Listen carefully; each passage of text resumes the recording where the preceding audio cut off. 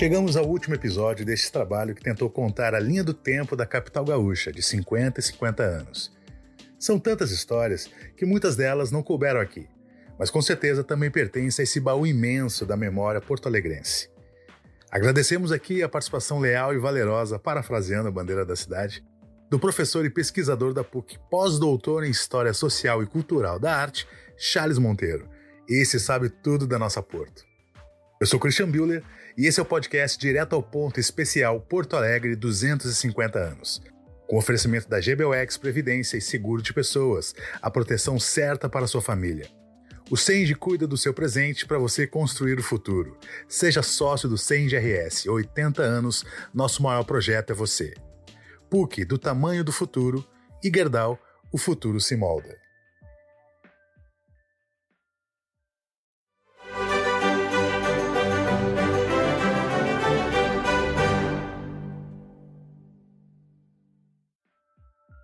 Todo o crescimento sentido nos anos 60 desemboca nos anos 70, com uma série de obras para minimizar o que o professor chama de estrangulamento da cidade. Os trajetos urbanos de carros, caminhões e ônibus tinham que passar por dentro dos bairros pelo centro, então é feito um plano de abertura de novas avenidas. A primeira e segunda perimetrais são dessa época. O prefeito nesse período é o engenheiro Telmo Thompson Flores, que abre os túneis da Conceição e faz um zoneamento da cidade. O centro vai ser administrativo e comercial. Um bairro vai ser industrial e o outro habitacional. Outras duas construções são fundamentais nessa fase. O período da construção do Muro da Mauá, e da Freeway, que vai ser um dique natural para proteger a cidade das inundações, o que marca esse afastamento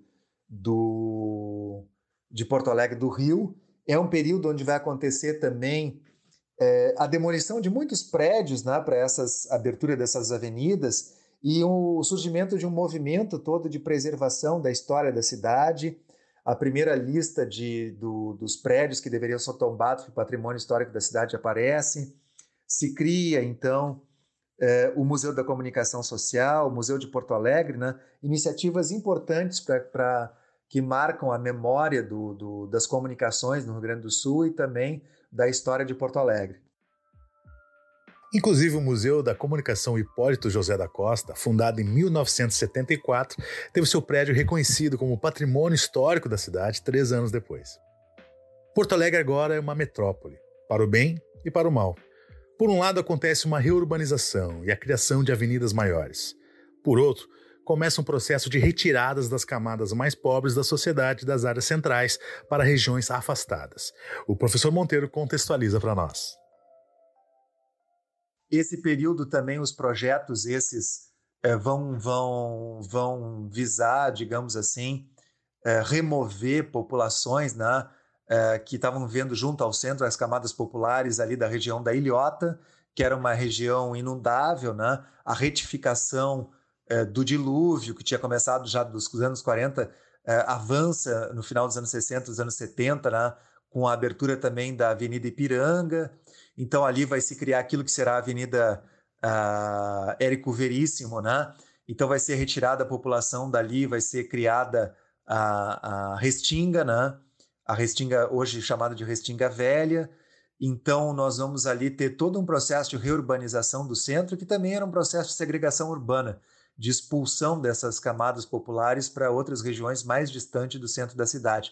O que foi possível pelo desenvolvimento do transporte público urbano, municipal e intermunicipal, que vai permitir esses deslocamentos. Inclusive, Porto Alegre, naquele momento, vai se transformar numa metrópole, vai se conectar com Canoas, com Viamão, com Gravataí, e vai se transformar numa metrópole, onde Porto Alegre vai ser o centro, econômico, administrativo de toda uma região muito mais ampla, Então vai se ter uma grande discussão para que esse planejamento urbano que estava acontecendo em todo o Brasil, um Plano Nacional de Desenvolvimento Urbano, com grandes obras, de aterramento, de circulação, de construção de vias, que foram planejadas naquele período.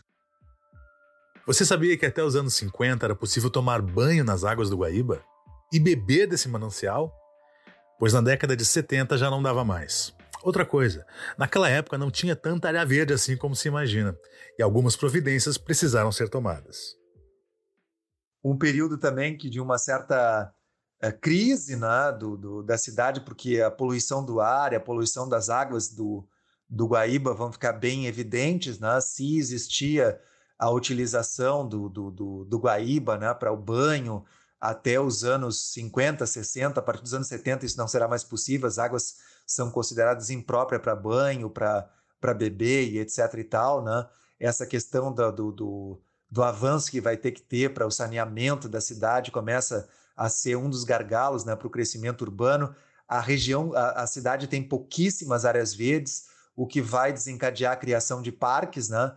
Então, naquele momento vai ser criado o Parque Moinhos de Vento e o Parcão, né? O Parcão e o Parque Marinha do Brasil. Então, o Parque Marinha do Brasil vai surgir de um aterramento, então vai se fazer o projeto, né, naquele momento, e surge o Parque Marinha do Brasil, se avança com áreas, né, verdes em Viamão e também em direção à zona sul da cidade, né, Itapuã e tal, para melhorar esse consciente de áreas verdes para Porto Alegre, que era uma das cidades com menos áreas verdes do Brasil, capitais.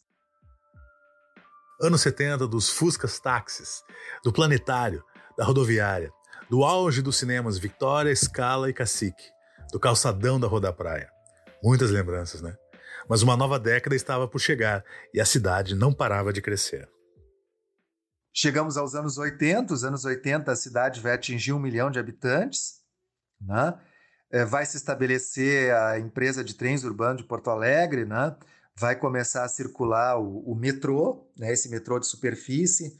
79, né? Quase no final dos anos 70, aí, o primeiro plano de desenvolvimento urbano e ambiental de Porto Alegre para organizar esse crescimento todo, né? E nós vamos ter, então, a partir daí, uma série de iniciativas, né? Construção de novos prédios, né? Para a administração pública do Estado, a criação nos anos 80 dos primeiros centros culturais, no caso a transformação do Hotel Majestic na Casa de Cultura Mário Quintana. Nos anos 80 também a criação do primeiro shopping center em Porto Alegre, o Shopping Center Iguatemi, né? E também uma sofisticação do comércio, começa a haver uma descentralização, começa a surgir esses centros comerciais fora do centro.